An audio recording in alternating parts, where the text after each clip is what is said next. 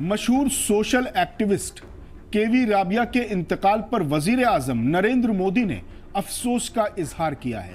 X पर post करते हुए पीएम मोदी ने लिखा कि पद्मश्री पुरस्कार विजेता केवी राबिया जी के निधन पर गहरी शोक संवेदनाएं।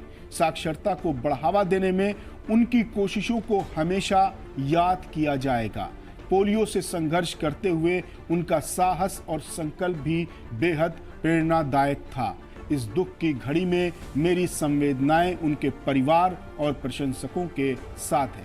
आपको बता दें कि केरल के मलप्पुरम वेलिकक्कड़ की रहने वाली राबिया ने बचपन से ही मुश्किलों और दुखों का सामना करते हुए माजूरों की तरक्की के लिए कड़ी मेहनत की। उन्होंने लड़कियों की तालीम के लिए जद्दोजहद की और हजारों लड़कियों को तालीम के जेवर से आरास्ता किया। बचपन से ही पोलियो से मुतासिर राबिया ने जिंदगी में तो कभी हार नहीं मानी, लेकिन वो मौत से हार गई और आखिरकार 4 मई को केरल के मलप्पुरम में उनका इंतकाल हो गया।